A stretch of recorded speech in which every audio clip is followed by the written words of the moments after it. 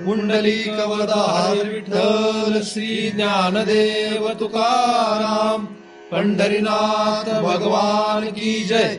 माऊली ज्ञानेश्वर महाराज की जय। जगद्गुरु तुकाराम महाराज की जय। सद्गुरुनाथ भगवान की जय। हरि ओम तत्सत। ध्यानमूलं गुरुमूर्ती, पूजामूलं गुरुपदम, मंत्रमूलं गुरुवाक्यम, मुक्तिमूलं गुरुकृपा। ब्रह्मेवाहम अहम ब्रह्म न चाहम ब्रह्मणा पृथक, नाहम देहो न मे देहा केवलोहम सनातन।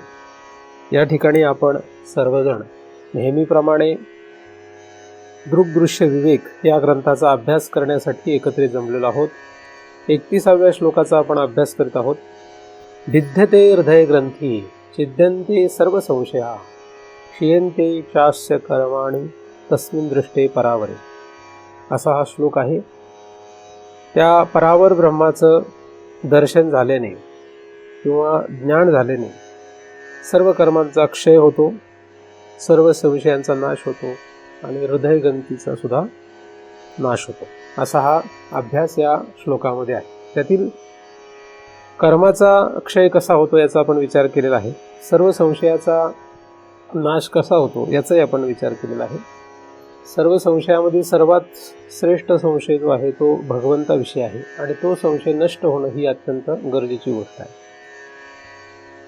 जीव हा ब्रह्मरूप आहे हा संशय आपल्याला येणं गरजेचं आहे की तो कसा ब्रह्मरूप आहे, आणि तो संशय नष्ट झाला की विषय संपतो। तर भगवत ज्ञानाने हे प्राप्त होतं। पुढील विषय जो आहे तो हृदय ग्रंथीचा नाश करणे असा आहे। विद्यते हृदय ग्रंथी, हृदय ग्रंथी याला आपण समजून घेणं गरजेचं आहे। हृदय हे जे आहे, हृदय शरीरामध्ये कुठे आहे याचा आपण काही वेळेस विचार करतो। तर हृदय जे मेडिकल सायन्सला माहीत आहे ते आणि खरं जे हृदय आहे ते यामध्ये कदाचित फरक आहे। कारण की मेडिकल सायन्सला जे हृदय माहीत आहे ते एक मांसल गोळा आहे। तो छोटासा एक मांसाचा गोळा आहे। तो हृदय म्हणजे काय, एक छोटासा मांसल भाग आहे शरीरामध्ये आणि त्याला मेडिकल सायन्स हृदय असं म्हणतो। त्याच्या पलीकडे हृदय असू शकतं याची काही कल्पना मेडिकल सायन्सला नाही आहे किंवा ते त्याला मानतही नाही। परंतु हृदय जे आहे हे हृदय स्वरूपाने आकाश आहे। आकाश हे त्याचं स्वरूप आहे। त्यामुळे तो मांसल गोळा जो आहे तो काही हृदय खरं म्हणता येत नाही। तिथून हृदयाकडे वाट जाऊ शकते। कारण की शास्त्रामध्ये सांगितल्याप्रमाणे हृदय जे आहे हे हृदय एका मोठ्या जाळ्याने वेष्टिलेलं आहे। त्याला जाळ्यांचं वेष्टन आहे। तर आपल्या शरीरामध्ये ज्या एकूण नाड्या आहेत ह्या सगळ्या नाड्या हृदयापासून सगळीकडे पसरलेल्या आहेत। हृदयाच्या ठिकाणी या नाड्या सुरू होतात। एकूण 72,10,201 एवढ्या नाड्या आपल्या हृदयाच्या पासून सर्व शरीरभर पसरलेल्या आहेत। उपनिषदामध्ये याचं वर्णन आहे।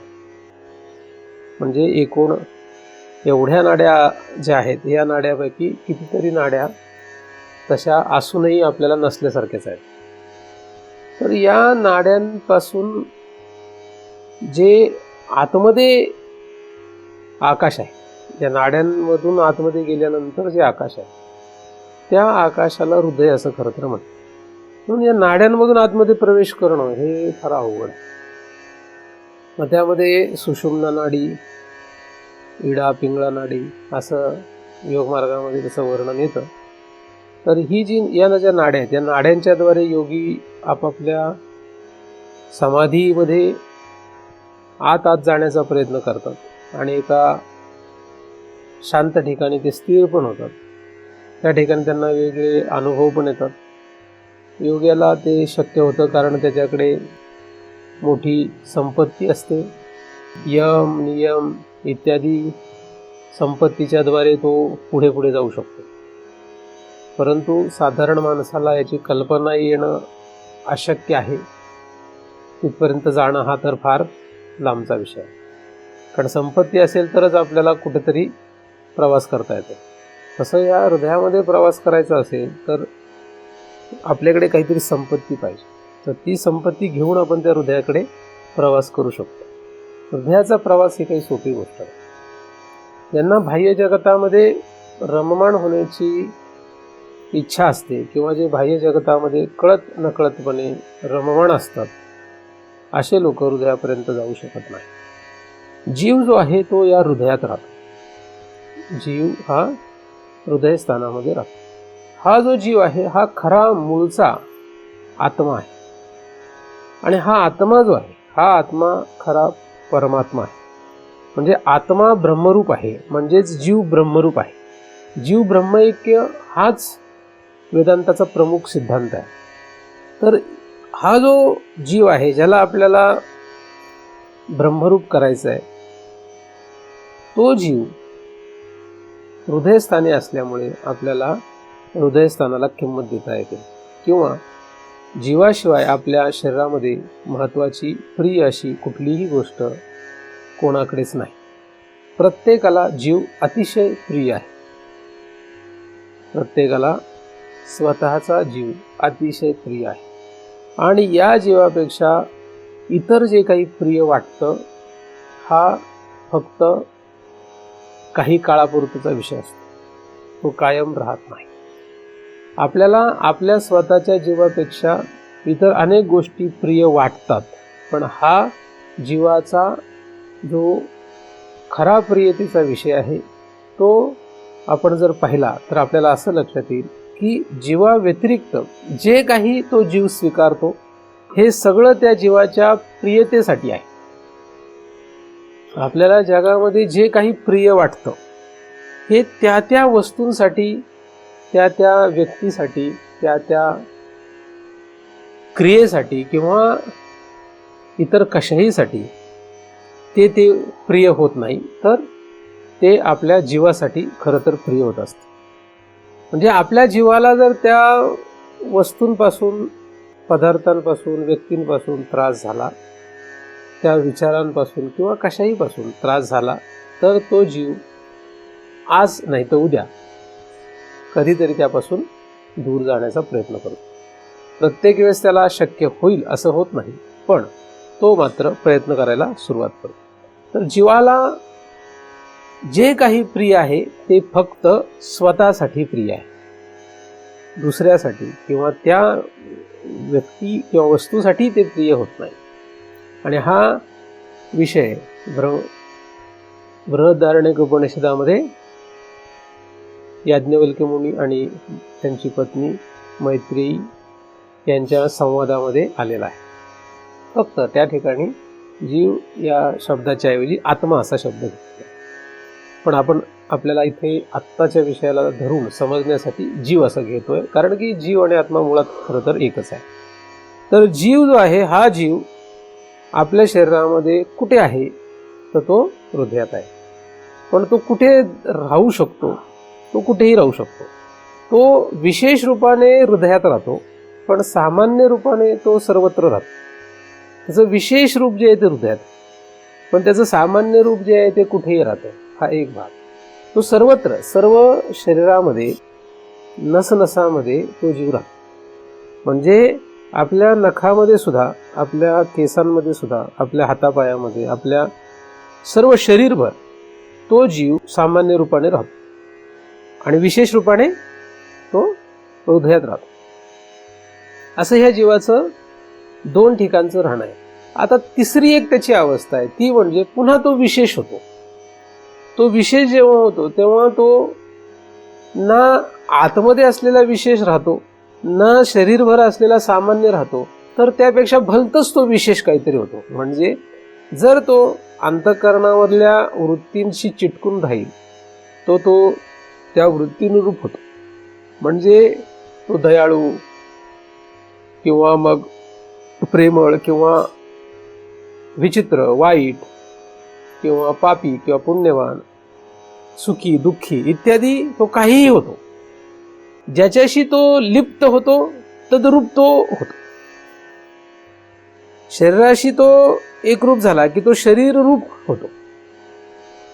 आता तो शरीरामध्ये सामान्य रूपाने जो आहे त्याचा त्याला विसर पडलाय, आणि हृदयामध्ये जो आहे त्याचाही त्याला विसर पडला, अशी त्याची वेगळीच एक तिसरी स्थिती तयार होते. तर आपण या तिसऱ्या स्थितीमध्ये जाऊ. मग फक्त शरीर नव्हे, याच्याही पुढे मनुष्य त्याच्या बाहेर जाऊन प्रिय असणाऱ्या वस्तूमध्ये, व्यक्तींमध्ये तो विशेष होतो. म्हणजे त्याला जर बायको प्रिय असेल तर तो नवरा होतो. आता वास्तविक बायको या पदार्थाशिवाय त्याला नवरा हे विशेष रूप येणं शक्य नाही, ते अशक्य आहे. बायको या एका व्यक्तीशिवाय किंवा अशा कुठल्याही एखाद्या पदार्थाशिवाय त्याला ते विशेष रूप येणं शक्य नाही. म्हणजे तो शरीरापुरता मर्यादित न राहता त्याच्याही बाहेर जातो. असा तो 14 भुवनांमध्ये कशाशी तरी एकरूप होतो आणि त्या वस्तू किंवा पदार्थाशी एकरूप होऊन तो तसा विशेष होतो. म्हणजे तो स्वर्ग लोकात गेला तर देव होतो, मृत्यू लोकात आला तर माणूस होतो, कुत्रा मांजर डुक्कर काहीतरी होतो, झाड झुडूप लता वेली काहीतरी होतो. नरक लोकात गेला की तिथे असणारे जे काही नरक योनी आहेत तदनुरूप तो होतो. आणि तिथे त्याचं ते विशेष रूप जे आहे ते विशेष रूप त्याला त्याचं सामान्य रूप आणि त्याचं जे हृदयामध्ये असलेले विशेष रूप आहे हे लक्षात राहत नाही. आपण त्या सामान्य आणि विशेष या दोन्ही रूपाला विसरलेलो आहोत आणि याच भलत्याच विशेष रूपामध्ये आपण धन्यता मानतोय आणि हे लोकांना माहीत पण नाही. आणि हे कोणी सांगायचा प्रयत्न केला किंवा कोणी सांगायचं म्हटलं तरी कोणी ऐकणार पण नाही. त्यामुळे हा विषय अशा लोकांसाठी आहे की ज्यांना हे समजून घ्यायचंय आणि ह्याच्यातून बाहेर पडायचंय किंवा हा जो विसर पडलेला आहे तो घालवायचा आहे, अशा लोकांचा हा विषय आहे. आपण आता कशामध्ये आहोत? आपण आता विशेष रूपाला आहोत. म्हणजे जसं यांना राम देशपांडे ब्राह्मण असं म्हणतात. आता हे यांचं खरं रूप नाही. हे कुठलं रूप आहे? हे विशेष रूप आहे. पण कुठलं विशेष रूप आहे? हे जे आपण आता खाली पाहतोय ते विशेष रूप आहे. ते त्यांचं काही खरं रूप नाही. मग खरं जे नाही त्याला खरं समजून संसार करणं म्हणजेच 14 भुवनाचा प्रपंच. जे खरं नाही पण त्याला खरं समजलो, जे सत्य नाही त्याला सत्य समजतो. म्हणजे सत्य नसलेल्या गोष्टीला सत्य समजून संसार चालू आहे प्रत्येकाचा. मग त्यानुसार त्याला तसतसे भोग होतात. म्हणजे तो ज्या पदार्थाशी एकरूप होतो तदनुरूप तो विशेष होतो आणि त्या पदार्थानुसार त्याला मग सुख दुःख मिळतं. म्हणजे बायको हा पदार्थ आहे, त्या बायको नावाच्या पदार्थाशी जो तो एकरूप झाला तर त्याला नवरा हे पद मिळतं किंवा नवरा हे विशेष रूप मिळतं. पण मग या बायको नावाच्या एखाद्या पदार्थापासून त्याला फक्त सुख मिळतं असं म्हणता येत नाही, फक्त दुःख मिळतं असंही म्हणता येत नाही. सुख आणि दुःख असे दोन्ही त्याला त्या पदार्थामुळे भोगावे लागतात. जगात असा एकही पदार्थ नाही, अशी एकही क्रिया नाही, असा एकही विचार नाही की ज्याने फक्त काय होईल? सुख होईल किंवा ज्याने फक्त दुःख होईल. असं काहीच नाही जगामध्ये. त्यामुळे आपण विनाकारणच तशी अपेक्षा करतो. हेही काही खरं तर अचंबित करण्यासारखं नाही, कारण तशी अपेक्षा करताना तो तदनुरूप झालेला आहे किंवा तो त्याच्यामध्ये गुंतलेला आहे किंवा तशा प्रकारच्या अंतःकरणाशी त्याची एकरूपता आहे, म्हणून त्याला तसं वाटणं साहजिकच आहे. म्हणजे पैशातून मला सुख मिळेल, प्रॉपर्टीतून मला सुख मिळेल, बायकोतून मला सुख मिळेल, याच्यातून सुख मिळेल, त्याच्यातून सुख मिळेल, ह्या ज्या काही त्याच्या भावना आहेत, त्याचं ही जे काही कल्पना आहे ते काही चुकीच्या तसं म्हणता येत नाहीये. चुकीच्या म्हणजे त्या चुकीच्याच आहेत, पण त्याला चुकीच्या म्हणता येत का नाही? कारण की अंतःकरण जे आहे, आतमधलं जो अंतःकरणाचा त्याला जो आधार आहे त्या अंतःकरणाशीच तो एकरूप आहे आणि त्या अंतःकरणच त्या प्रकारचं आहे. अंतःकरणच मुळात द्वंद्व धर्माचं आहे. अंतःकरणाचं स्वरूपच द्वंद्व आहे. अंतःकरण हे सदैव 2 रूपाचं आहे. चांगलं वाईट, पाप पुण्य, शुभ अशुभ, सुख दुःख अशा प्रकारचं अंतःकरण सतत आहे आणि त्यामुळे आपल्याला तसा भोग होत असतो. आणि त्याच्यामध्ये उलथापालथ करण्यामध्ये किंवा त्याच्यामध्ये आपल्याला काहीतरी उत्तर शोधण्यामध्येच आपलं आयुष्य जातं. आपण तेवढंच करतोय, आपण त्याच्याकडे काहीच करू शकत नाही. त्याला त्याच्यात कोणालाही उत्तर सापडणार नाही आणि कोणालाही उत्तर सापडलेलं नाही. त्याचे उत्तर नाही काही, त्याला काहीच उत्तर नाही. पण लोक प्रत्येक जण असं दाखवतात की तुम्ही माझं ऐका म्हणजे उत्तर सापडेल, तुम्ही माझं ऐका म्हणजे तुम्ही सुखी व्हाल. जगात तुम्ही कोणाकडे जा ते म्हणतील मी सांगतो तसं कर मग सुखी होशील. ज्याला सुख स्वतःला कल्पना नाही, ज्याला सुख कधी सापडलेलं नाही, अशा माणसं आपल्याला सुख शोधण्यासाठी मदत करतात, आपल्याला स्थिर होण्यासाठी, शांत होण्यासाठी मदत करतात. की ज्यांचं स्वतःच दुःख आहे, जसं जो स्वतःच मरणार आहे तो डॉक्टर आपल्याला वाचवायला प्रयत्न करतो आणि त्याला जेव्हा कळलं की असं काही होऊ शकत नाही तेव्हा तो म्हणतो देवावर विश्वास ठेवा. अशी जगाची परिस्थिती आहे. पण तो प्रयत्न करतो, तो काही चुकीचा आहे असं म्हणता येत नाही, तो त्याचा प्रयत्न करतो. तसं तुम्ही दुःखी कष्टी असाल, अशांत असाल, तुम्ही जर कोणाकडे जर गेलं तर ते लोक काय करतील, तुम्हाला शांत स्थिर सुखी करण्याचा प्रयत्न किंवा उपाय करतील. पण तुम्ही त्यांच्याकडे जर बघितलं त्यांची सुद्धा ती स्थिती आहे. म्हणजे असे एकमेकांना आधार देत जगण्यामध्ये त्यांना धन्यता वाटते आणि लोक म्हणतात हो आपल्याला असं जगायला पाहिजे, एकमेकांना आधार द्यायला पाहिजे. म्हणून 10व्याला मैत्रीला जास्त गर्दी होती आणि लग्नाला पण त्याच्यापेक्षा जास्त गर्दी होती. तुम्ही बघा 10वा आणि लग्न या दोन्ही कार्य वेगवेगळे आहेत, एक सुखाचं एक दुःखाचं आहे. दोन्ही कार्याला भरपूर गर्दी होते का नाही, होते का नाही होते? त्याचं कारण असते, कारण एकमेकांना सुख दुःखाचा आधार देणं हे संसारामधलं कर्तव्य मानलं जातं आणि त्यामध्ये संसाराच्या दृष्टीने काही चूक आहे असं म्हणता येत नाही. पण जर एखाद्याला यातून बाहेर पडायचं असेल तर त्याला मात्र ह्याच्यापासून काहीतरी वेगळा पर्याय शोधावा लागेल. म्हणून तुम्ही 10वा किंवा मैत याला गेल्याने या मार्गात येऊ शकत नाही, या मार्गामध्ये पुढे जाण्याचा तुमचा विषय नाही. तुम्ही माझे किती जवळचे आहेत म्हणून तुम्हाला लगेच एंट्री मिळेल वगैरे असलं काही नाही. तर तुम्ही जे करताय त्यामध्ये तुम्ही रममान राहणार, त्यामुळे तुम्हाला ही वाट सापडणार नाही, नाही का? तुम्हाला जर या वाटेने पुढे जायचं असेल तर तुम्हाला पहिल्यांदा हा जो पहिला विषय आपण ज्या पद्धतीने विषय झालो त्याच्यावर पहिल्यांदा काट मारावा लागेल, त्यावर पहिल्यांदा विचार करावा लागेल. त्याच्यावर काय करावं लागेल? त्याच्यावर पहिल्यांदा विचार करावा लागेल की हे जे आहे याच्यातून कोणाला काही सापडलंय का? मग जर नाही सापडलं तर मग त्याच्यात रममान राहण्याचा काही प्रश्न नाही. त्याच्यात आहे ठीक आहे, पण रममान राहण्यात काही अर्थ नाही. मग उदासीनता येते. मग काय येते? उदासीनता येते. याच्यात मध्ये काही राम नाहीये, ह्याच्यात राम नाही असं म्हटलंय की त्याच्यातलं उदासीनता काय होते? आपोआप तयार होते, म्हणजे वैराग्य तयार होते. आणि ते वैराग्य म्हणजे चेहऱ्यावर तोंड पाडून बसलेला असला म्हणजे वैराग्य नसतं असं नाही. कारण पहिल्यांदा सुरुवातीला असं वाटतं की तोंड पाडून बसणे म्हणजे वैराग्य. मग तसे तर दुःखी कष्टी खूप लोक असतात. वैराग्य ही काही दुःखाची बाब नाहीये.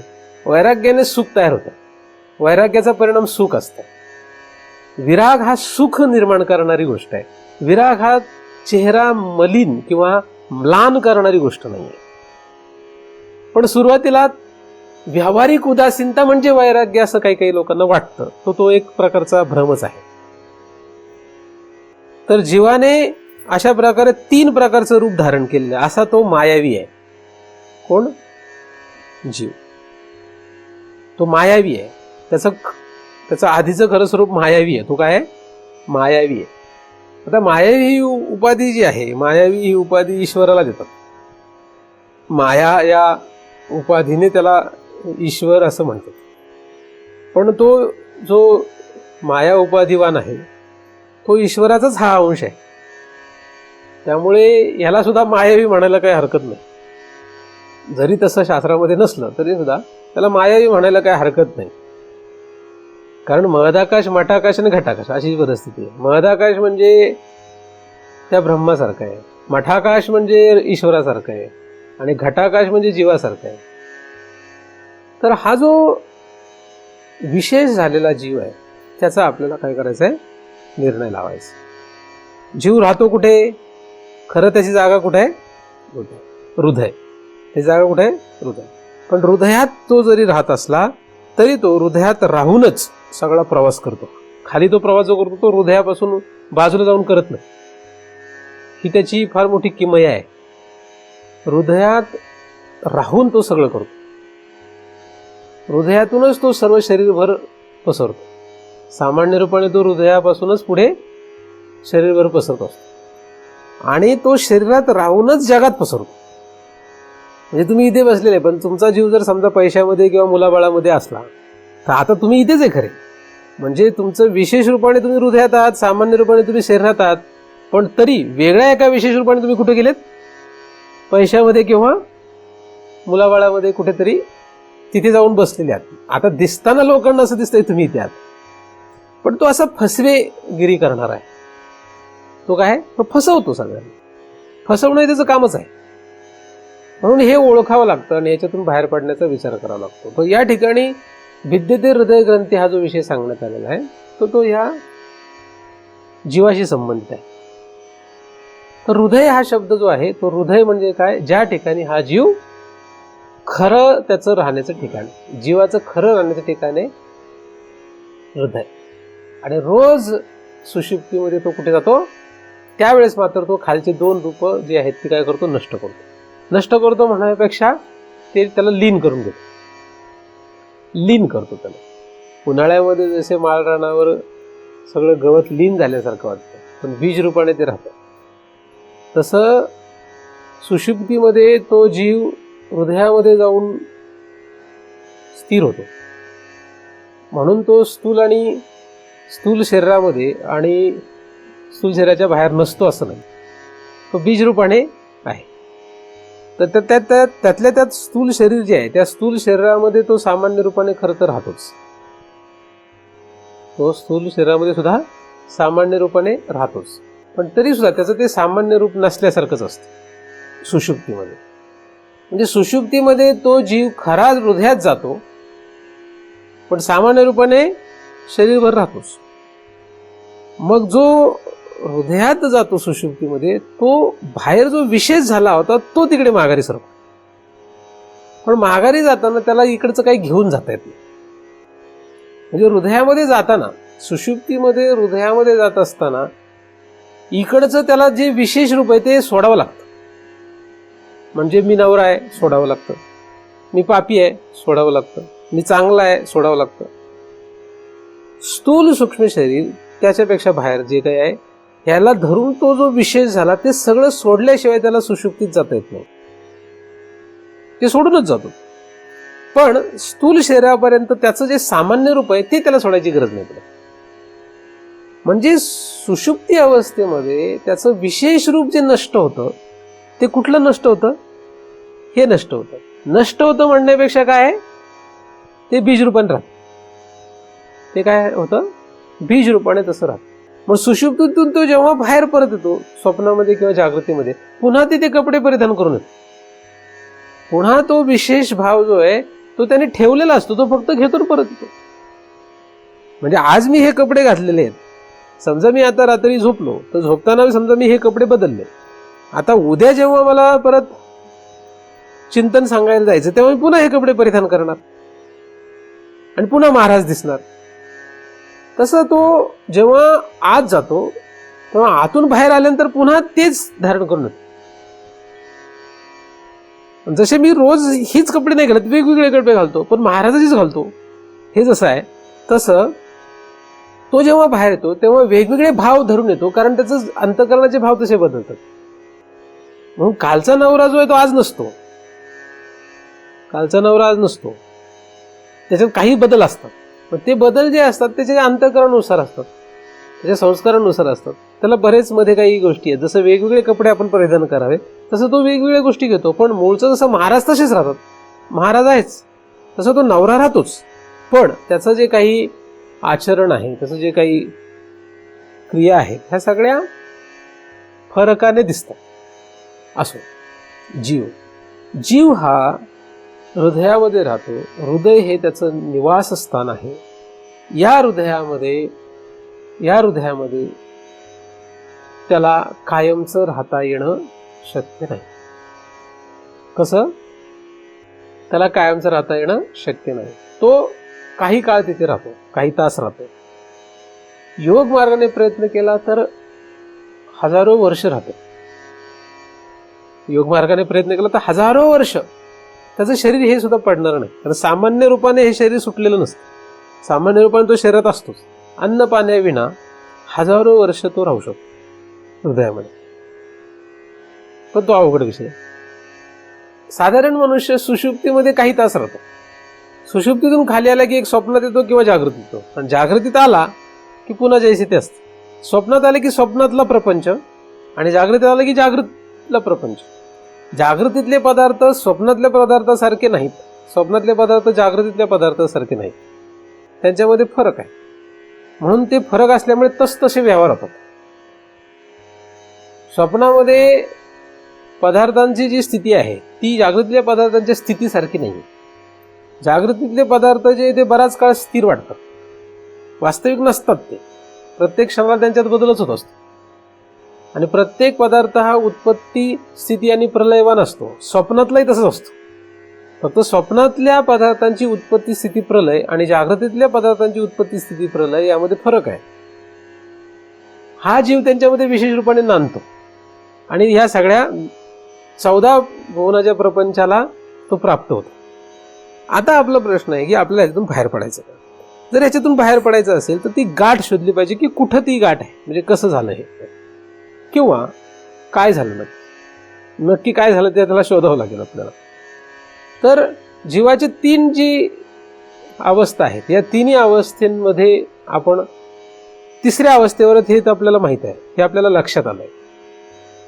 तुम्ही जर मी सांगतो हे लक्षात घेतलं तर तुम्हाला तर हे लक्षात आलंय असं धरूया की आपण कुठल्या स्थितीवर आहोत, 3ऱ्या विशेष रूपाच्या स्थितीवर आहोत. आणि त्या विशेष स्थितीला नाव आपण काही देतो, म्हणजे जसं राम देशपांडे ब्राह्मण, क्षत्रिय, स्त्री, पुरुष वगैरे, आपण त्याला काहीतरी नाव दिलेलं आहे. त्या त्या पदार्थानुसार ज्याच्याशी तो एकरूप होतोय, तादात्म्य पावतोय किंवा संलग्न होतोय, म्हणजे संसर्ग करतोय, त्या अनुरूप त्याला नाव येतं.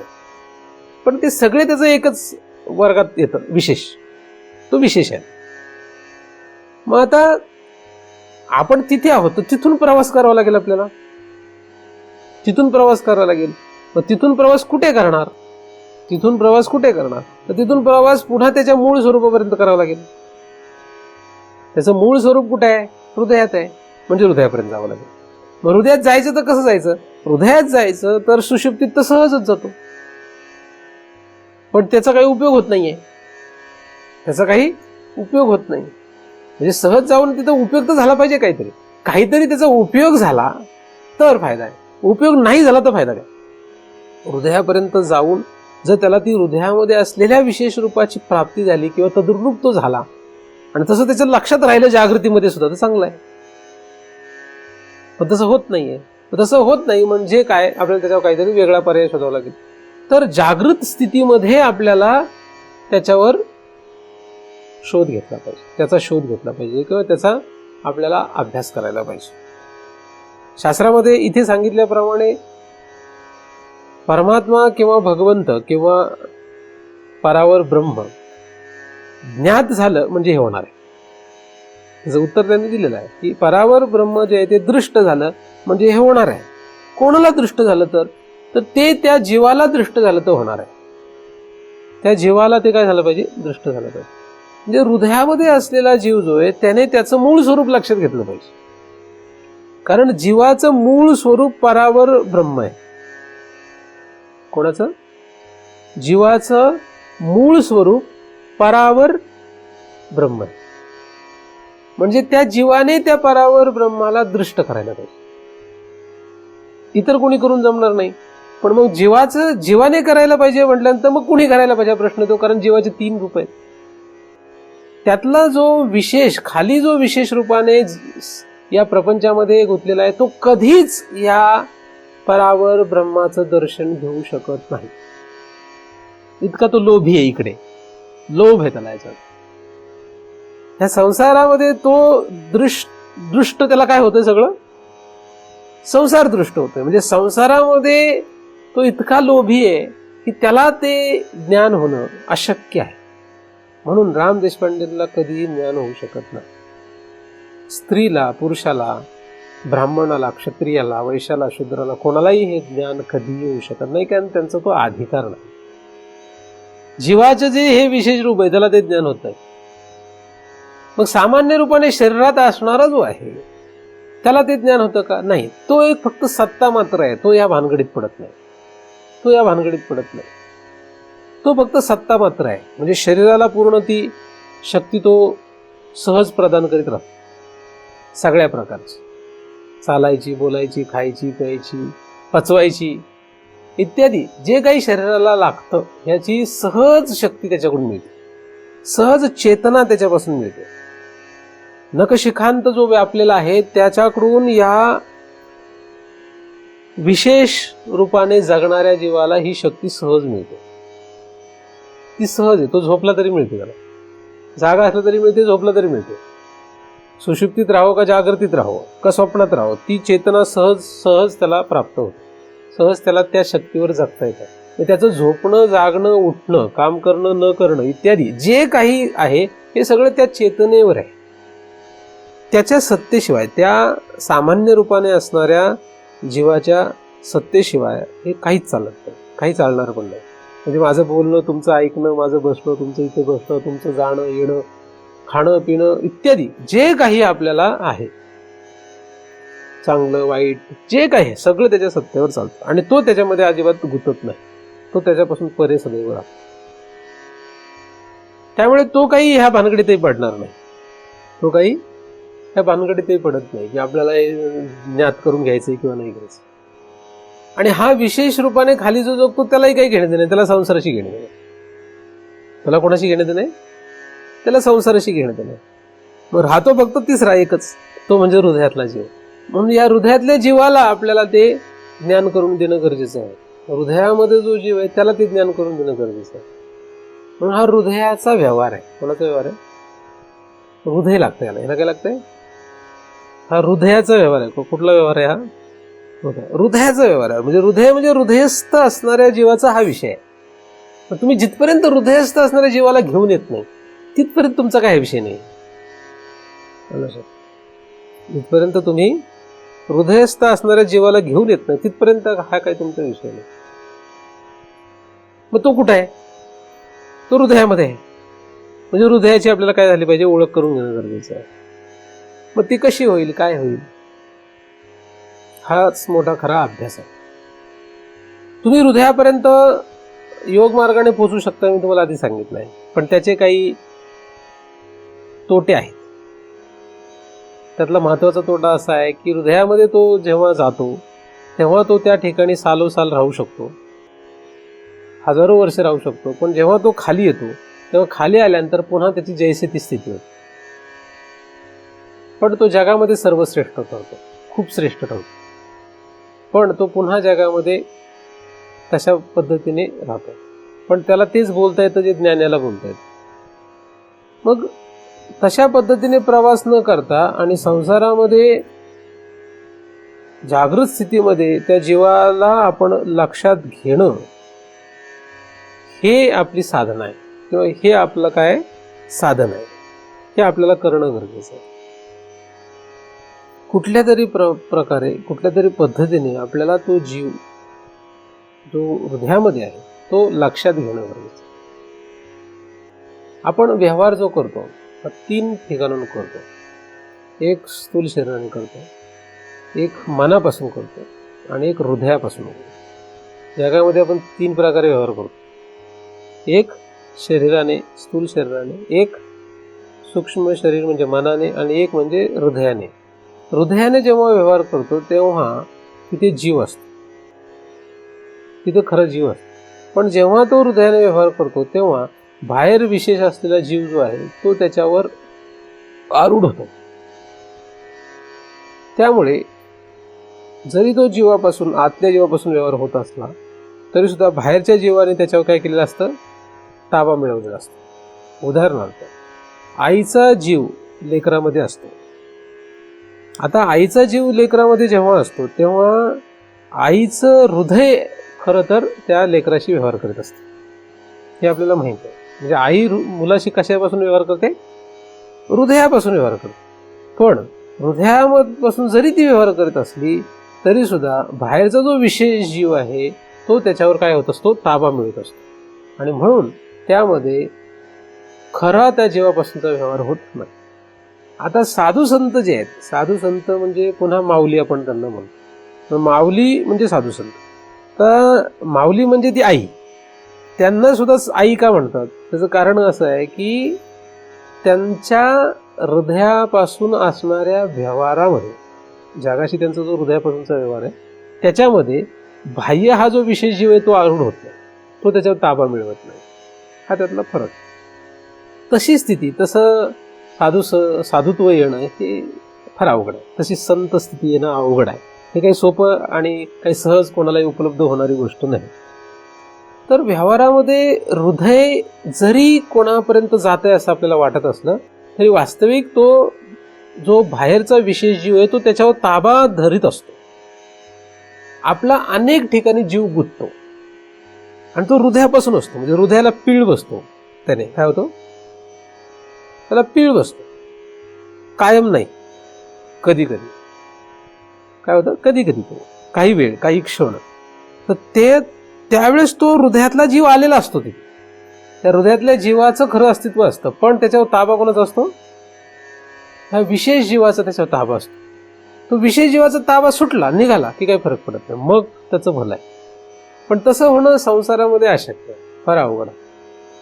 मग जेव्हा तो विशेष जीव जो आहे तो त्याच्यावर ताबा धरतो तेव्हा तो विशेष जीव ज्याच्यामध्ये गुंतलेला आहे ते सगळं त्याच्यावर आरोपित करतो. आणि म्हणून तिथे मोह असतो. कारण मोह ही अंतःकरणाची एक काय स्थिती आहे, अंतःकरणाची ती एक वृत्ती आहे. ती वृत्तीसह तो विशेष जीव त्याला पकडतो, म्हणून तो मोहात्मक असतो. पण त्याचा तो हृदयापासून जीव आलेला असल्यामुळे त्याच्यातली ती हृदयातल्या जीवाची शुद्धता असतेच. म्हणून आईच्या मुलाशी होणाऱ्या व्यवहारामध्ये ती शुद्धता राहतेच, त्या विशेष आतमध्ये असलेल्या जीवामुळे. इतर ठिकाणी मात्र तसं राहत नाही. जसं पैशामध्ये जीव गुंतला तर तो काय आतला हृदयातला जीव पैशात कधी गुंतत नाही. ठीक आहे, पैशामध्ये जीव गुंतला आणि लेकरात जीव गुंतला, दोघांमध्ये फरक आहे. दोघांमध्ये काय फरक आहे. पैशात जीव गुंततो तेव्हा फक्त बाह्य जीव आहे, बाह्य विशेष जीव फक्त त्या पैशात गुंतत असतो. आणि लेकरात जीव गुंततो तेव्हा बाह्य विशेष जीव आतल्या विशेष जीवावर ताबा मिळवून तो व्यवहार. तो ताबा जर सुटला, तो ताबा जर काढता आला तर तो धन्य होतो. मग तो धन्य होतो. तर ते जरा अवघड आहे. म्हणजे बाह्य विशेष जीवाने हृदयातल्या विशेष जीवावर अजिबात ताबा न ठेवता अख्ख्या जगामध्ये जरी तो जीव गुंतला तो डुबत नाही. साधू संत त्याचं उदाहरण आहे. साधू संतांना अख्ख्या जगाचा कळवळा असतो, आईला लेकराचा कळवळा असतो. फरक काय, फरक आहे का नाही काही? हाच तो फरक आहे. इथे जो मी तुम्हाला समजावून सांगतोय तो त्यातला फरक आहे. तुम्ही संत मायबाप आपण म्हणतो, त्याच्यात कळवळा दिसतो. तर तो कळवळा जो आहे तो कळवळा काय आहे, आणि तो कळवळा आणि आईचा लेकराविषयी असलेल्या कळवळ्यात फरक आहे. आणि आईचा कळवळाही आपल्याला दिसतो लेकरामध्ये, आणि साधू संतांचाही कळवळा दिसतो. पण किती फरक आहे त्यामध्ये? हा एवढा फरक आहे. तर शक्यतो आपल्याला काय व्हायला आवडतं? साधू संत मायबाप व्हायला आवडेल आपल्याला, का व्यावहारिक मायबाप व्हायला आवडतं? आपली हाऊस कशामध्ये? आपली हाऊस कशामध्ये? आपली हाऊस व्यावहारिक मायबाप होण्यामध्ये आहे. व्यावहारिक मायबाप होण्यामध्ये आवड आहे, म्हणून तुम्ही संत मायबाप होण्यामध्ये आपल्याला रस नाही. संत मायबाप होणं ही काही सोपी गोष्ट नाहीये मुळात, पण आपली आवडच इकडे आहे. पुरुष असो किंवा स्त्री असो, दोघांची तेच असते. म्हणजे स्त्री जन्माला आले की तिला डोक्यात एकच खूळ बसलेला असतं की मी पोरं निर्माण करीन, आणि तिने नाही म्हटलं तरी बाकीचे तिच्या पाठीमागे धावतात. आणि पुरुषामध्ये सुद्धा ती स्थिती असते, पण पुरुषामध्ये थोडीशी कमी असते. पुरुषामध्ये एवढी नसते, पण असते. नसते असं नाही. स्त्रीमध्ये अतोनात असते. कारण तिला जन्माला आले तर तिच्या डोक्यात एकच बसलेलं असतं की आपल्याला जर मूलबाळ झालं नाही तर मग काय आपलं जीवनाचं सार्थकच नाही काही. अशा मूर्खपणाच्या समजुतीमध्ये स्त्रिया मारतात, आणि बरेचसे पुरुषही त्यातच मारतात. त्याच्यात धन्यता वाटते. साधू संत मायबाप होण्यामध्ये धन्यता नाही वाटत. 2 लेकरांचा मायबाप होण्यापेक्षा जगाचा मायबाप झालेलं चांगला. एवढी व्यापकता आली तर हृदयात गेलो, कारण हृदय हे व्यापक तत्व आहे. व्यापकता विचारात आली तर हृदयात जातो. हृदय म्हणजे काय? आकाश. आकाश म्हणजे व्यापकता. 2 मुलांचा सांभाळ करायचा, 2 मुलांची काळजी व्हायची, हे मूर्ख जीवाला वाटतं. जगाची काळजी करावी असं साधू संतांना वाटतं, कारण त्याचं व्यापक हृदय आहे. हा फरक आहे ना. म्हणजे जरी आपण कार्यातून जरी बघितलं तरी, नाही तर काय ज्ञानेश्वर महाराजांना पोरी मिळाले नसते का? नसतं मिळालं. अर्थात तो प्रमुख विषय नाही, एक माहितीसाठी तुम्हाला अभ्यास सांगतो. सांगण्याचा मुद्दा असा आहे की तुम्ही कुठल्या जीवात रस ठेवता. आणि जगामध्ये सगळेच ह्या खाली असलेल्या विषय जीवामध्ये रस ठेवत असल्यामुळे आपल्याला तेच शिकवणार आहेत. तुमची आई, तुमचा बाप, तुमचे भाऊ बहीण, इतर तुमचे गोतावळ्यातले सगळे नातलग तुम्हाला काय शिकवणार आहे? म्हणून यांच्या नादी लागू नका. मी लोकांना सांगतो, मग एखाद्याला असं वाटलं की अरे माझ्या आईच्या विरुद्ध माझ्याशी बोलतोय, माझ्या बापाविषयी, माझ्या बायकोविषयी, नवऱ्याविषयी, यांना आमच्या विरोधात भडकवत येतं. मी सत्य परिस्थिती सांगतोय, भडकवत वगैरे काहीच नाही. कारण लोकांना भडकवतं म्हणजे माथे भडकवली यांची असं होतं. आता तशी तुमची थोडी माथी भडकणार, पण तुम्ही तेवढे आधीच डोकं थंड ठेवणारी माणसं असल्यामुळे तसे काही करत नाही तुम्ही, नाही का? नाही तर चुकून तुम्ही लगेच संत मायबाप व्हायचे. संत मायबाप होण्यामध्ये रस नाही आपल्याला. तर हा जो विशेष हृदयामध्ये असलेला जीव आहे, हा कसा खाली येतो मी तुम्हाला सांगितलं, 2 प्रकार है ना. तर ह्याला ते ज्ञान देणं गरजेचं आहे. मग हे ज्ञान देण्यासाठी त्याला काय करावं लागेल? त्याला त्या ज्ञान देणाऱ्या शास्त्राचा आणि सद्गुरूचा आश्रय करावा लागेल. त्याला दुसरा पर्याय नाही. आश्रय कोणाचा करावा लागेल? कोणाच्या आश्रयाला राहिलं पाहिजे? शास्त्राचं. कसं राहिलं पाहिजे? कसं राहिलं पाहिजे? व्यवहारामध्ये विशेष रूपाने असणारा जीव, त्याचा जीव जिथे गुंतलेला आहे तिथं कसं राहतो तसं राहिलं पाहिजे. उदाहरण, आई मुलामध्ये जीव गुंतून कसा राहते? आई मुलामध्ये जीव गुंतून कसा राहते? त्या मुलाने काहीही केलं तरी तिच्यातला जीव निघत नाही. काही म्हणजे काय? तो मुलगा जगातला सर्वोत्कृष्ट मनुष्य झाला तरी, आणि सर्वात नीच मनुष्य झाला तरी, त्या आईचा त्या मुलातला जीव निघत नाही. बरोबर आहे का? निघेल? कधीच निघत नाही. साधारण माणसाची गोष्ट करतोय, अपवादात्मक काही असू शकतात. साधारण माणसांची मी गोष्ट सांगतो. बरोबर. तशा पद्धतीने जर आपण शास्त्र आणि सद्गुरू जीव गुंतला, कुठला? पहिल्यांदा खालचा, नंतर पुढचा. पण एकदम हृदयातला जीव गुंतणं शक्य नाही, म्हणून पहिल्यांदा खालचा जीव, नंतर तर मग तो पुढे सरकतो. फक्त सद्गुरू नाही, शास्त्र पण.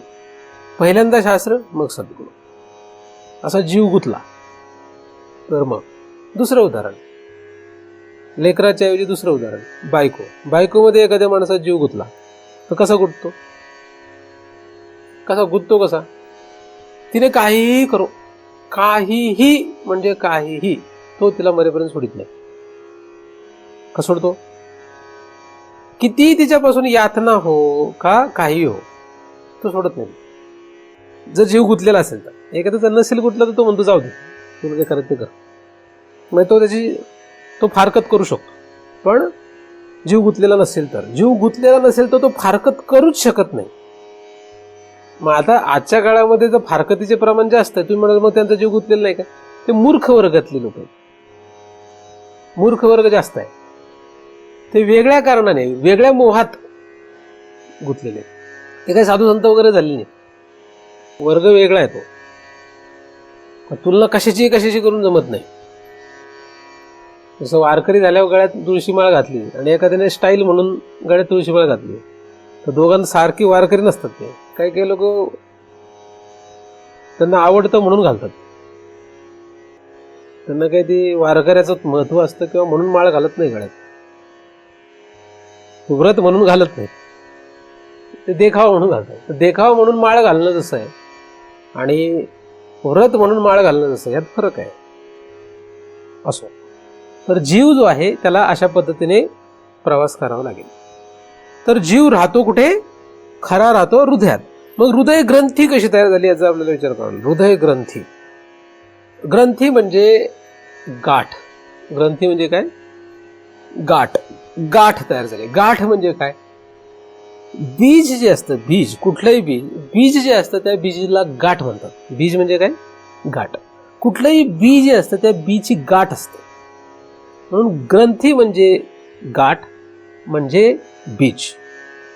ठीक आहे. कुठलंही तुम्ही बी घ्या, ते कसे असते? त्याची काय असते? गाठ असते. आणि ती गाठ काय व्हावी लागते? गाठीचं दोन होतं, दोन गोष्टीत गाठीचं रूपांतर होतं. म्हणजे तर फुटते, फुटली, तिला पोषक वातावरण मिळालं तर पुनरावृत्ती होते, म्हणजे दुसरं झाड तयार होतं.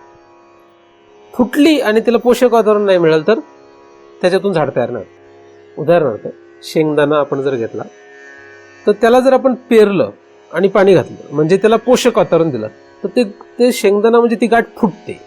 ती फुटली की तिथं दुसरं झाड तयार होतं, त्याच्यातून झाड तयार होतं. आता तोच शेंगदाणा आपण वर घेतला, त्याला पोषक वातावरणात ठेवलं नाही, म्हणजे त्याला जमिनीत टाकलं नाही, त्याला पाणी दिलं नाही, आणि तो फोडला, तर तो उगवायच्या कामाचा राहत नाही परत कधीच. तो फोडला आणि मग जमिनीत टाकला तरी उगवत नाही. फोडून जमिनीत टाकल्या उगवेल का? तो कसा फुटतो ते महत्वाचं आहे. तो कसा फुटतो ते पण महत्वाचं आहे. म्हणजे ती गाठ जी आहे ती फुटली पाहिजे, पण ती कधी फुटते आणि कशी फुटली पाहिजे ते कळायला पाहिजे. किंवा शेंगदाणा जर भाजला आणि मग जमिनीत पेरला तर उगवत नाही. म्हणजे भाजून किंवा फोडून मग पेरला तर उगवत नाही. पण न भाजता न फोडता जर पेरला तर उगवतो. त्याला पाणी मिळालं तर, त्याला पोषक वातावरण मिळालं तर उगवणारच आहे. आणि काही काही बीज तर इतके भारी असतात की त्यांना तुम्हाला काही पोषक वातावरण द्यायची गरज नाही, सहजच ते कुठेही उगवतात. पिंपळाचं झाड, वडाचं झाड कुठेही उगवतात, जिथे आपल्याला वाटतही नाही तिथे उगवतात. त्याचे काही सांगता येत नाही. तर ही जी गाठ आहे, ह्या गाठीचा पहिल्यांदा हा आपला अभ्यास करणं गरजेचं आहे की गाठ म्हणजे बी. गाठ म्हणजे बी. आता ही हृदय ग्रंथी म्हणजे हृदयाची गाठ आहे. आता हृदय ग्रंथी म्हणजे हृदय हीच गाठ का? हृदयामध्ये गाठ, असं आपल्याला विचार करावा लागेल. तर हृदयामध्ये गाठ असेल तर हृदय आणि गाठ वेगळी होईल, आणि हृदय हीच गाठ आहे असा विचार केला तर त्याचा अभ्यास निराळा होईल. जसं मठामध्ये घट ठेवला, आता तो घट जो आहे त्या घटामध्ये आकाश आहे. आता घट फोडला तर आकाश कुठे जातं? मठाकाशात जातं. मठ फोडला की आकाश महद आकाशात जातं. म्हणजे घट हीच काय आहे? गाठ आहे. घट हीच काय? गाठ. तसं हृदय हीच गाठ आहे. हृदय ग्रंथी म्हणजे हृदय हीच गाठ आहे. कारण हृदय झालं की जीव झाला, अंतःकरण झालं की तो व्हायला लागला, स्थूल शरीर झालं की तो नवरा बायको काहीतरी झाला, काय व्हायचं तो झाला, पुढे तो प्रवास करत राहतो. पण हृदय झालं तिथून सुरुवात झाली, म्हणजे हृदय हीच गाठ आहे खरं तर. म्हणून हृदयाचा नाश झाला पाहिजे. ज्या हृदयावर सगळं जग जगतं त्याचाच नाश करायचा असं म्हणणं म्हणजे फार अवघड आहे ना. ज्या हृदयावर सगळं जग जगतं म्हणजे जीवावर सगळं जग जगतं, जीव घ्यायला निघायचंय, काय नाही, जीवच घ्यायचंय आता, म्हणजे अवघड आहे का नाही. जीव नष्ट करायचा आहे म्हणजे हृदय नष्ट करायचं. कारण जीव ही उपाधी त्याला हृदयामुळे आली, हृदयामुळे त्याला जीव ही उपाधी आलेली आहे. मग हृदय म्हणजे काय? हृदय म्हणजे काही नाही, आकाश आहे. म्हणजे आकाशाचा नाश होणं. कारण जगाची उत्पत्तीचं पहिलं स्थान आहे आकाश. जगत उत्पत्ती मुळात आकाशापासून होती, आकाशातून सगळं जग तयार झालं. म्हणून त्या आकाशाचा पहिला नाश होणं गरजेचं आहे. आकाशाचा काय होणं गरजेचं आहे? नाश होणं गरजेचं आहे. म्हणजे हृदयाचा पहिला नाश होणं गरजेचं आहे. हृदय नष्ट करायचं. हृदय आणि अंतःकरण या दोघांना समान मानू नये. हे दोन्ही समान वाटतात बरेच वेळा. हृदय आणि अंतःकरण हे दोन्ही बऱ्याच वेळा काय वाटतात? समान वाटतात, पण ते समान नाही. हृदय वेगळं आहे. हृदय हे कधीही कोणामध्ये गुंतत नसतं खरं तर. जे गुत्त ते वेगळं आहे, मी तुम्हाला ते सांगितलेलं आहे. गुत्त तो खाली असलेला जीव किंवा अंतःकरण गुत्त. हृदय कधीही कोणातही गुंतत नाही. हृदयामध्ये असलेला जीव कधीही कोणातही गुंतू शकत नाही, तो गुंतत नाही. तो सदैव स्वमहिमेत राहतो. खरं तर भगवंताची किंवा त्या स्वस्वरूपवान असणाऱ्या जीवाची खरी स्थिती जी आहे ती त्याला एकट्याला भोगता येत नाही, म्हणून तो हृदयाचा स्वीकार करतो. स्वतःच तो हृदयाचा स्वीकार करतो आणि तिथून पुढे मग सगळा पुढचा प्रपंच तयार होतो. तर हृदय हे स्थान जे आहे, हृदय हे जे आहे त्या स्वस्वरूपवान असणाऱ्या आत्मा किंवा परमात्मा किंवा भगवंत याने तयार केलं आहे आणि त्या हृदयाच्या द्वारे हा सगळा प्रपंच त्याने मांडलेला आहे. म्हणून तिथून पुढे सगळा खेळ सुरू होतो. म्हणजे जसं गाठ जी असते त्या गाठीतून पुढे वटवृक्ष तयार होतो. तर ती गाठ जी आहे ती गाठ फोडली किंवा भाजली तर काम होतं, म्हणजे पुढचं थांबतं, भाजायला लागतं त्याला. मग त्या हृदयाला आपल्याला काय करावं लागेल? फोडावं लागेल. हृदय ग्रंथीचा भेद करावा लागेल, म्हणजे त्याचा तुकडा पडावा लागेल. हा जरा अवघड विषय आहे, कारण हृदयावरचा आघात आपल्याला कधीच सहन होत नाही कोणालाच. आपल्याला यातना तुमच्या मनाला कोणी वाईट बोललं तर सहन होईल, पण हृदयाला टोचलं कोणी की फार त्रास होतो. हृदयाला कोणी टोचलं तर काय होतं? यातना होतात. हृदयाला एकदमच कोणाला कसं धक्का लावता येत नाही. आपला तो हृदयामधला जीव जो आहे तो जिथे जिथे गेलाय त्याला कोणी टोचलं तर त्रास होतो, म्हणजे तो हृदयालाच त्रास होतो न कळत कळतपणे. तर ही जी हृदय ग्रंथी आहे म्हणजे हृदय रूपी ग्रंथी आहे. ही काय आहे? हृदय ग्रंथी म्हणजे काय? हृदयरूपी ग्रंथी आहे, हृदयरूपी गाठ आहे. आता हृदय जे आहे हे काय? हे हृदय जे आहे ते मुळात जड आहे. कारण आकाश तत्वाचं बनलंय हृदय. त्याचं तत्व आहे आकाश, आणि आकाश हे जड आहे पण सर्वात व्यापक आहे ते. आणि तो त्या आकाशामध्ये विराजमान झालेला जो आहे तो चिद्रूप. तो कसा आहे? तो चिद्रूप आहे. म्हणून त्या चिदची आणि ह्या जडाची ती गाठ आहे, एकी आहे, म्हणून त्याला चिज्जड ग्रंथी म्हणतात. हृदय ग्रंथी म्हणजे चिज्जड ग्रंथी. चिज्जड म्हणजे चिद आणि जड. जड काय? हृदय. पण जे हृदय मेडिकल सायन्स सांगतात ते नाही म्हणत आपण. आपण आकाश हे हृदय म्हणतो. तुम्ही म्हणाल आकाशाला काही अस्तित्व नाही, मग तसं हृदयाला पण काही अस्तित्व नाही असं म्हणता येईल. पण आकाश म्हणजे ज्याच्यात सगळं चालतं, तसं हे आकाश म्हणजे ज्याच्यात सगळं चाललेलं आहे. तर या शरीरामध्ये ते सूक्ष्म अणुरेणूपेक्षा सूक्ष्म असणारं आकाश, त्या ठिकाणी तो त्रिलोकाला आधार असलेला परमात्मा विराजमान आहे. तो त्याच्याशी एकरूप झालाय. तो काय झाला? त्याच्याशी एकरूप झाला आणि ती गाठ बनली. ती काय झाली? त्याच्याशी त्याने तादात्म्य केलाय. मग ते तादात्म्य त्याला काढावं लागेल. ते काय करावं लागेल? ते तादात्म्य त्याला काढावं लागेल. तो तादात्म्य कसं काढणार? उपाय मी आधी सांगेन. तस्मिन दृष्टे परावर. त्याचं दर्शन झालं की तो विषय संपतो. त्याचं दर्शनाची अपेक्षा कोणी ठेवावी? त्याच आकाशाशी तादात्म्य पावलेल्या जीवाला ती इच्छा ठेवावी. त्याला ती इच्छा निर्माण होणं गरजेचं आहे. दुसऱ्यांच्या इच्छेवर तो जिथपर्यंत जगतो तिथपर्यंत त्याला ते शक्य नाही. तो जो आहे जिथपर्यंत दुसऱ्याच्या इच्छेवर जगतो, दुसऱ्यांवर त्याचं जिथपर्यंत उपजीविका चालली तिथपर्यंत त्याला काही शक्य नाही. तो जीव जो आहे तो फक्त हृदयामध्ये विराजमान राहतो. जागृत अवस्थेमध्ये तो वेगवेगळ्या लोकांकडून सगळं खात राहतो, स्वप्नामध्ये वेगळ्याकडून खातो आणि सुषुप्तीमध्ये तो शांत राहतो.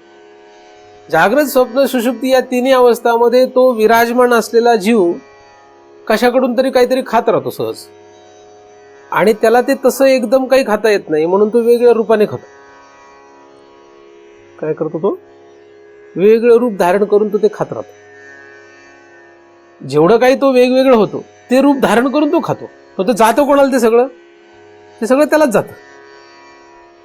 मग खरा करता भोगता, खरा खाणारा तो आहे, खरा आत्ता तो आहे. आत्ता म्हणजे खाणारा. पण तो तो स्वतः कशातही न अडकता खातो, नामानिराळा राहून खातो. कोण? तो आत्ता. त्याला शास्त्रात आत्ता असं म्हणतात. म्हणजे श्रीमंत होऊन पैशाचं सुख भोगतो, गरीब होऊन गरिबीचं दुःख भोगतो, पण तो कधीही त्या श्रीमंतीत आणि गरिबीत गुंतत नाही. तो कधी गुंतलेला राहत नाही त्यामध्ये. तो देवाधिक होऊन देवाधिकाचं सुख भोगतो, राक्षस होऊन राक्षसाधिकांचं सुख भोगतो, मनुष्य होऊन मनुष्याचं सुख भोगतो, पण तो त्याच्यामध्ये कधीच गुंतत नाही. असा तो आत्ता आहे. कुठे? हृदयामध्ये स्थित विराजमान आहे तो. एखादा गरीब मनुष्य आहे, तो गरीब मनुष्य पैशाच्या लालसेपोटी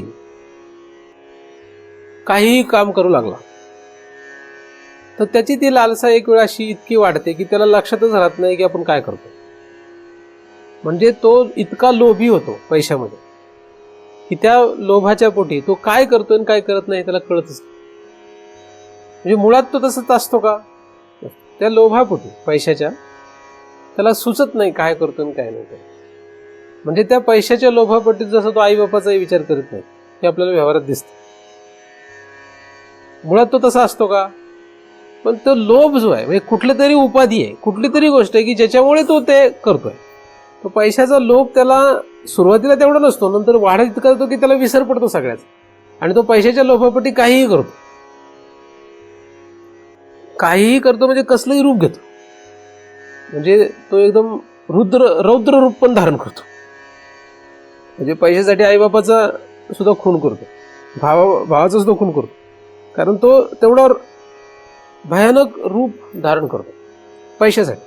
हे जसं आहे तसं हा जो हृदयामध्ये विराजमान असलेला जीव आहे तो ह्या सगळ्या वाटे त्याला जे वाटेल त्या वाटे तो ते सगळं भोगत राहतो. पण ते सगळं भोगूनही तो त्याच्यामध्ये कधीही गुंतलेला नाही राहत. प्रत्यक्षात तो त्याच्यात कधीही गुंतलेला नसतो. राजा जसा स्वतः काहीही करीत नाही पण तो राज सुख भोगतो. युद्ध झालं आणि परकीय आक्रमण झालं आणि जर हारला तो तर त्याने काहीच केलेलं नसतं तरी तो दुःख भोगतो. म्हणजे राजा जसा सुख दुःख भोगतो पण प्रत्यक्षात तो काहीच होत नाही. प्रजा जर त्याची दुःखी झाली तर चांगला राजा जो असतो त्याला दुःख होतं. राजा जर सुखी असेल तर तो सुखी होतो पण प्रत्यक्षात तो त्या सुखात आणि दुःखात नसतो. राजा जसा आहे तसा हा हृदयामध्ये राजासारखा आहे. ह्या हृदयाशी त्याची एकरूपता जिथपर्यंत आहे तिथपर्यंत हे चालतं. तिथपर्यंत त्याला हे सुख दुःख भोगता येतं, पण त्या सुख दुःखामध्ये तो मुळात गुंतलेला नसतो खरं तर. पण तो गुंतल्यासारखा वाटतं, त्याला कारण अंतःकरण आहे. ते सत्य आहे असं वाटतं, त्याला कारण अंतःकरण आहे. त्याला कारण त्याचे स्थूल शरीर आहे. तर ह्या कारणांमुळे ते सत्य वाटतं पण मुळात खरं तो गुंतलेला नसतो. अशी ही गाठ आहे. अशी काय? अशी ही हृदय गाठ आहे. तर ही हृदय गाठ आपल्याला काय करायची आहे? नष्ट करायची. एक तर भाजून टाकायची आहे किंवा फोडायची आहे. त्यासाठी आपल्याला हा भगवंत जो आहे तो दृष्ट झाला पाहिजे. त्यासाठी आपल्याला हा भगवंत दृष्ट झाला. तर चिज्जड ग्रंथी हे काय? चिद आणि जडची एकरूपता आहे. मग हे जड जो आहे ते कुठून आणलंय? कुठून आलं हे जड? म्हणजे हे आकाश आलं कुठून? आकाश त्यांनीच तयार केलंय. आकाश म्हणजे काय? आकाश ही मुळात कल्पित आहे. आकाश म्हणजे काहीच नाही तसंच पाहिलं तर. आकाश म्हणजे तसं पाहिलं तर काहीच नाहीये. जिथे काहीच नाही त्याचं नाव आकाश आहे, पण ज्याच्यातून सगळं तयार होतं त्याचं नाव आकाश आहे. म्हणून तसं पाहिलं तर हे हृदय म्हणजे काय? हृदय म्हणजे ते जीवाची फक्त एक काय कल्पना आहे. म्हणून जीव जो आहे तो जीवाची हृदयरूपी एक कल्पना आहे. पण व्यावहारिक कल्पनेसारखी ती कल्पना नाही. व्यवहारात जशी कल्पना आहे तशी ती कल्पना नाही आहे. आकाशासारखी कल्पना आहे. आकाश जसं काहीच नाही पण त्याच्यातच सगळं आहे की त्या आकाशातूनच सगळं आहे, हे जसं आहे तसं ते हृदयरूपी आकाश म्हणजे त्यानेच ते निर्माण केलेलं आहे. म्हणजे ही जी हृदयरूपी ग्रंथी आहे ही त्याचीच आहे, त्याने तयार केली. त्याला दुसरं कोणी तयार करणारं कारण नाही आहे. त्याला कोणी दुसरं कोणी तयार केलेलं नाही आहे. म्हणजे हृदय ग्रंथीचा नाश करण्यासाठी त्याला तोच कारण होणार आहे. फक्त निमित्त श्रीगुरु किंवा शास्त्र होणार आहे. तर त्याने ती निर्माण केलेली असल्यामुळे त्याला नष्ट करण्याला त्याच्या पलीकडे दुसरा कोणीही उपकारक होऊ शकत नाही. म्हणून स्वप्रसन्नता हीच त्याला कारणीभूत होईल. शास्त्र प्रसन्नता, सद्गुरु प्रसन्नता हे त्याला निमित्त कारण आहे आणि स्वप्रसन्नता हे त्याला खरं उपादान कारण. म्हणून त्याला स्वप्रसन्नता लादणं गरजेचं आहे. त्याला ती स्वप्रसन्नता प्राप्त होणं गरजेचं आहे. म्हणजे तो आतमध्ये असलेला जीव जिथपर्यंत स्वतः ठरवणार नाही तिथपर्यंत त्याला हा खेळ बंद होणार नाही. तो जिथपर्यंत ठरत नाही तिथपर्यंत ते बंद नाही होऊ शकत. हे चालू राहणार आहे, अव्याहतपणे चालू राहणार. त्यामुळे तिथपर्यंत तुमच्या आतमध्ये तो जीव आहे. ज्या जीवाला आकाश ही उपाधी आहे, हृदय ही उपाधी आहे, त्या जीवाने हे ठरवलं की आता ही उपाधी सोडायची, त्या दिवशी त्याचा विषय संपला. मग हा जीव म्हणजे काय? सोप्या भाषेमध्ये आपण त्याला मी असं म्हणतो. तो हा अहम किंवा मी, हा जो मी आहे त्या मीला काही चिटकवलं नाही आपण, काही चिटकवलं नाही. ते जे राहतं अंतःकरण पण नाही, काहीच चिटकवलं नाही की हृदय राहतं. मीला काही चिटकू नका आणि जो मी राहतो तो हृदय. हृदय म्हणजे काय? हृदय म्हणजे आता ते मग वेस्टर्न वगैरे हे सगळं जरा अवघड मार्ग होतो. म्हणून सोपं विषय आपण करू की मी जो आहे, मी अहम, त्याला तुम्ही काहीच चिटकवलं नाही, त्याला काही लावू नका. आणि जो मी राहतो तो हृदय रूपी मी आहे. आणि जेव्हा त्याने तो मी संपवला तेव्हा हृदय नष्ट होत. म्हणजे इदंतेसी वाळले आणि मी पणे ढारले. मी म्हणजे मी संपला की विषय संपला. मी नाही, आधी मीवर यावं लागतं आणि मग मी नाही इथपर्यंत गावं. मी म्हणजे हृदयासकट मी असतो. आणि मीच्या पुढे काही लावलं की मग इदंता म्हणतो.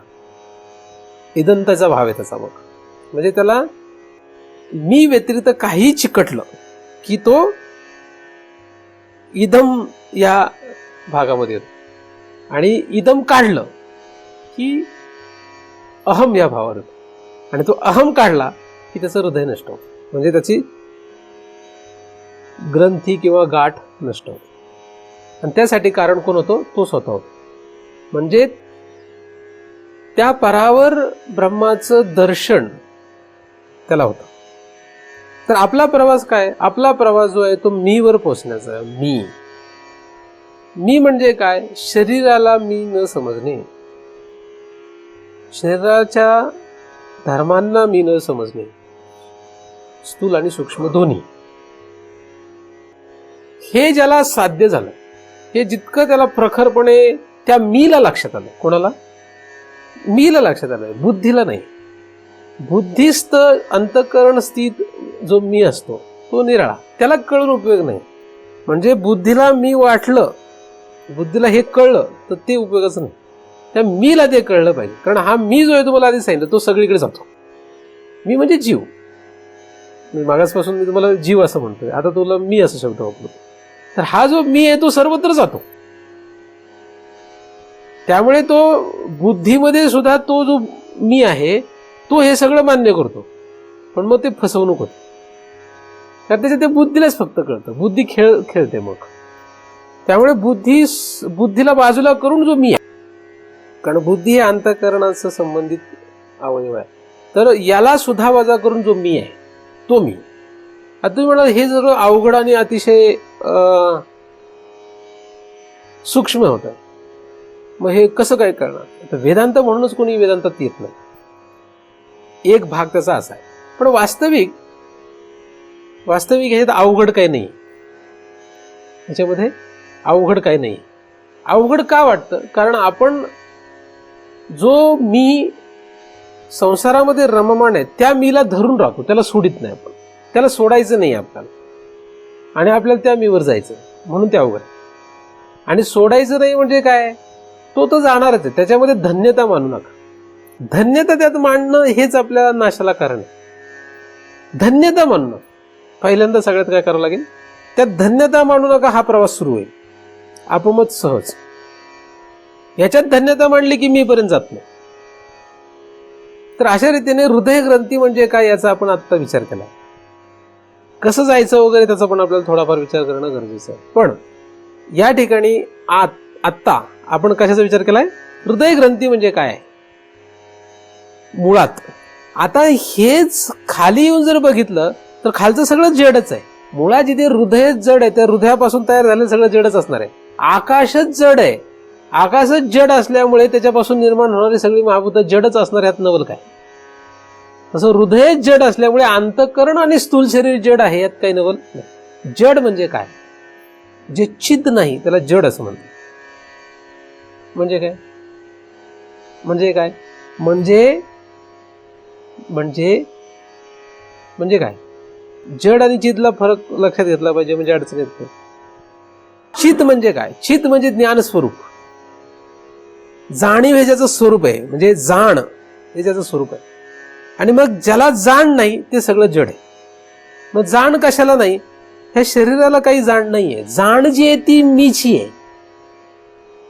शरीराला काहीच जाण नाही. अंतःकरणाला जाण नाहीये. जाण जी आहे ती मीची आहे. म्हणजे चिद भाव कोणाचा आहे? तो मीचा चिद भाव आहे. पण तो मीचा चिद भाव सर्वत्र पसरतो, तो सर्वत्र व्यापतो. पण आपल्याला तो चिद भाव मीचा वाटत नाही, दुसरा कशाच तरी वाटतो. चिदांश जो आहे, चिद जे आहे, ते चिद कशाचं आहे? ते मीच आहे. पण ते कशाचं तरी दुसऱ्याचं वाटतं. मग ते हृदयाचं वाटेल, अंतःकरणाचं वाटेल, बुद्धीचं वाटेल, कशाचंही वाटेल. मग त्याचं वाटतं. मग ह्या कशातही त्याचं ते वाटणं हा चिज्जड भाव आहे. मग तो हृदयाचा असो का अंतःकरणाचा असो का स्थूल शरीराचा असो, तो चिज्जड भाव आहे. म्हणून चिज्जड ग्रंथी मुळात जरी हृदयाच्या ठिकाणी असली तरी तिचा प्रवास खालीपर्यंतच आहे. म्हणजे तिचा परिणाम स्थूल शरीरापर्यंत येतो. माझ्या डोळ्याला दिसतं असं वाटतं, वास्तविक डोळ्याला दिसत नाही. तो चिज्जड भाव आहे. डोळ्याला कधीच दिसत नाही पण वाटतं तसं. हे कळलं पाहिजे. चिज्जड भाव म्हणजे काय? डोळ्याला कधीच दिसत नाही, मला कधीच बोलता, ह्या तोंडाला कधीच बोलता येत नाही, पण तोंडाला बोलता येते असं वाटतं, मी बोलतोय असं वाटतं. वास्तविक मी जो आहे त्या मीला तो मी समजून बोलतोय असं म्हटलं तर फरक नाही पडत. भाव कुठं चुकतोय? म्हणजे फक्त समज काय आहे चुकीचे, फक्त समजूत बदलायची आहे. याला काय कष्ट आहे? याला कष्ट नाही काय. म्हणून याला काही वेदांतामध्ये खरं यातना काय नाही खरं तर.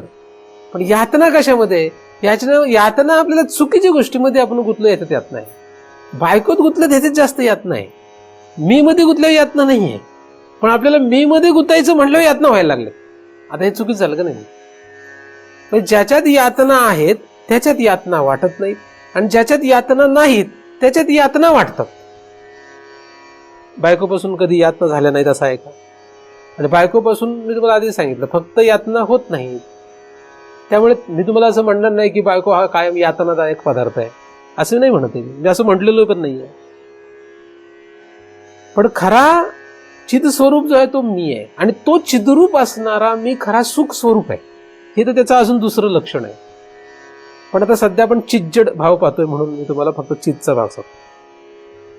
तर डोळे पाहत नाहीत पण डोळे पाहतात असं वाटतं, कान ऐकत नाहीत पण कान ऐकतात असं वाटतं, मन ऐकू शकत नाही, मन पाहू शकत नाही, पण मन पाहतं, मन ऐकतं असं. माझ्या मनाने मी असं केलंय, पण मन हे ऐकू शकत नाही, मन हे जड आहे.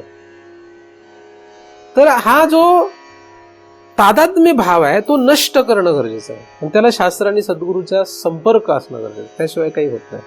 समजूत काढायला फक्त काय लागतं? समजूत काढणारा कोणीतरी लागतो. समजूत जी असते ती फक्त काढावी लागते.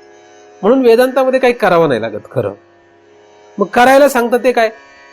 करायला सांगतं त्याचं कारण आहे का तो कुठेही वेगळंच करतो म्हणून त्याला काहीतरी करावं लागतं, सांगायला लागतं. तर करायला सांगणं असं काही वेदांताचा उद्देश कुठेच दिसत नाही. वेदांताचा प्रमुख उपदेश एवढाच आहे, समजूत काढणे. समजूत काढली जाते, फक्त समज बदलली जाते.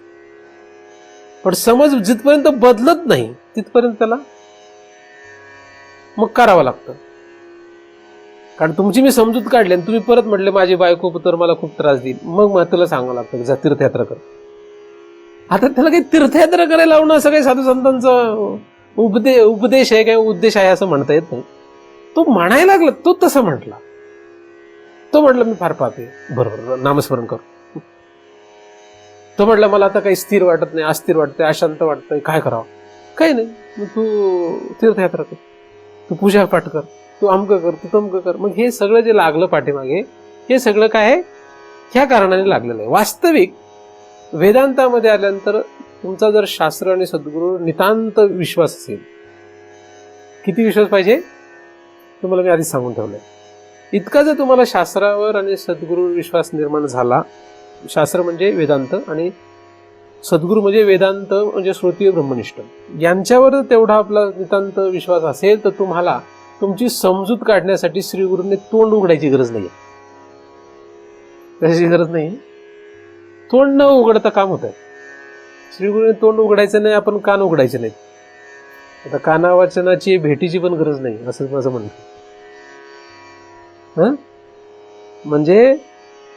म्हणजे काय झालंय? मनाच्या कानी ऐकीचे नव्हे, मनाच्या काय मीच्या कानी ऐकीचे झालं. त्याच्याही पुढे काही गरज नाही पडत त्याला. तो आपमत होतो. श्रद्धा तुम्हाला तिथेच घेऊन जाईल. कुठं कोण घेऊन जाईल? श्रद्धा तुम्हाला तिथे घेऊन जाईल. तुम्ही काही ऐकत बसू नका. म्हणजे इथे तुम्ही जे ऐकता हे श्रद्धा निर्माण व्हावी म्हणून ऐका. शास्त्र आणि सद्गुरूचा संघ हा फक्त श्रद्धा निर्माण होण्यासाठी असतो.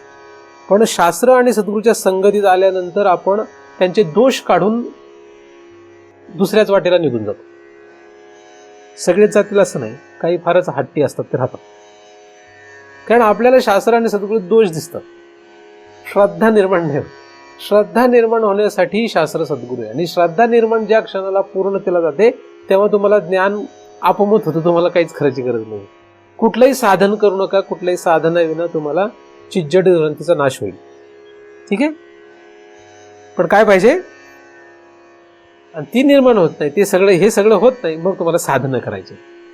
तर आपापल्या अधिकारानुरूप साधनं आपल्याला करता यावं की जेणेकरून तुम्हाला इथपर्यंत पोहोचण्यासाठी काहीतरी बळ अंगात यावं. यासाठी तो परम दयाळू भगवंत आपणा सर्वांवर कृपा करोत अशी त्याच्या चरणी प्रार्थना करतो. त्याच्या कृपेनेच निर्माण झालेलं चिंतन त्याच्याच चरणी अर्पण करून येथेच पूर्ण विराम देतो. पुंडलिकवरदा हरी विठ्ठल श्री ज्ञानदेव तुकाराम. पंढरीनाथ भगवान की जय. माऊली ज्ञानेश्वर महाराज की जय. जगद्गुरु तुकाराम महाराज की जय. सद्गुरुनाथ भगवान की जय. हरि ओम तत्सत.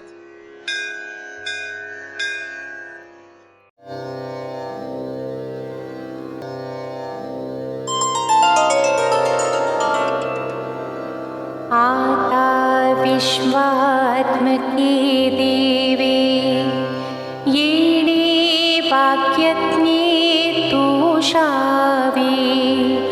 तोषोनी मज द्यावे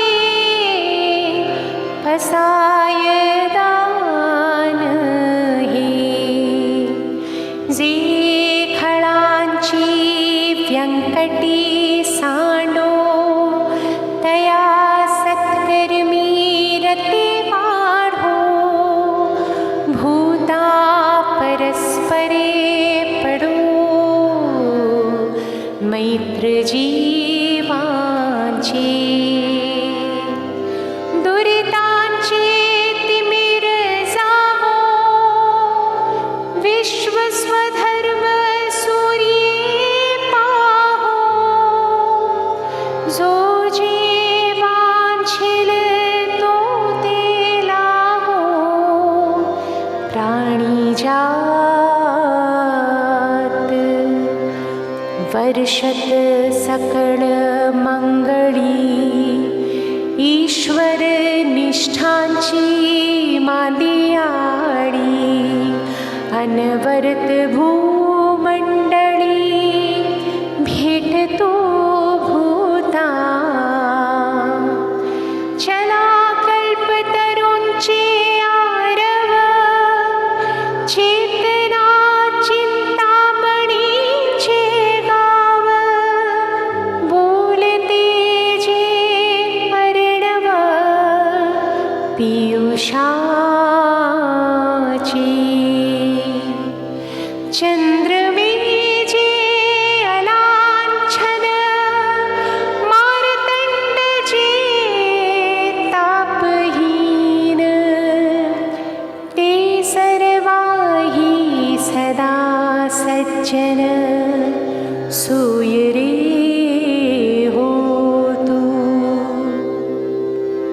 बहुना सर्वसुखी पूर्ण होनी तिहि लोकी भजी जो आदि पुरुखी अखंडित आणि ग्रंथोपजीवी विशेषी लोकी दृष्टा दृष्ट विजये हुआ विजी येथ मणी श्री विश्वेश्वरावो हा होईल दान पसावो येणे वरे ज्ञान देवो सुखिया झाला सुखिया झाला सुखिया